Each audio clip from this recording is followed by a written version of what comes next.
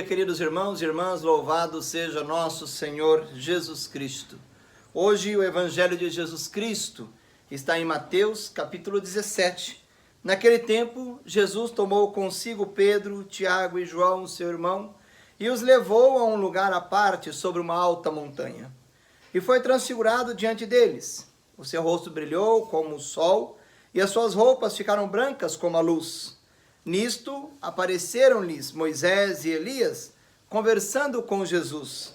Então Pedro tomou a palavra e disse: Senhor, é bom ficarmos aqui. Se queres, vou fazer 3 tendas, uma para ti, outra para Moisés, outra para Elias. Pedro ainda estava falando, quando uma nuvem luminosa os cobriu com sua sombra, e da nuvem uma voz dizia: Este é o meu filho amado, no qual eu pus todo o meu agrado, escutai-o.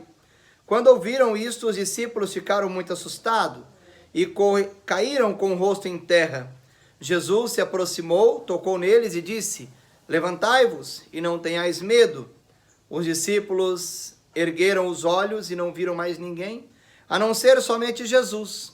Quando desciam da montanha, Jesus ordenou-lhes: Não conteis a ninguém esta visão, até que o Filho do Homem tenha ressuscitado dos mortos. Palavra da salvação. Glória a vós, Senhor.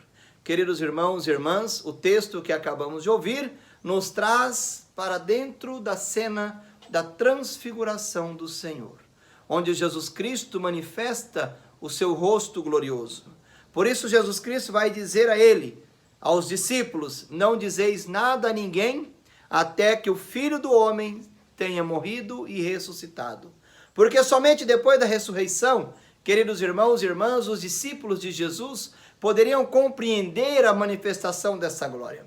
Manifestação dessa glória que traz aos discípulos de Jesus a certeza da lei e dos profetas, tida ali em Moisés e Elias. E Pedro vai ter esse diálogo com Jesus, mesmo sem entender o que está acontecendo, dizendo: Senhor, é bom que fiquemos aqui no alto, próximo de Deus, longe da realidade, pois Jesus Cristo estava indo com os discípulos a caminho de Jerusalém, onde o Filho do Homem seria entregue.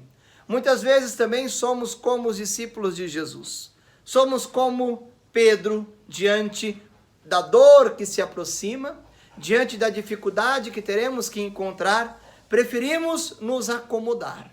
Mas é necessário, queridos irmãos e irmãs, termos uma experiência de fé, termos uma experiência mística, como os discípulos de Jesus tiveram, mas não fugirmos da nossa realidade.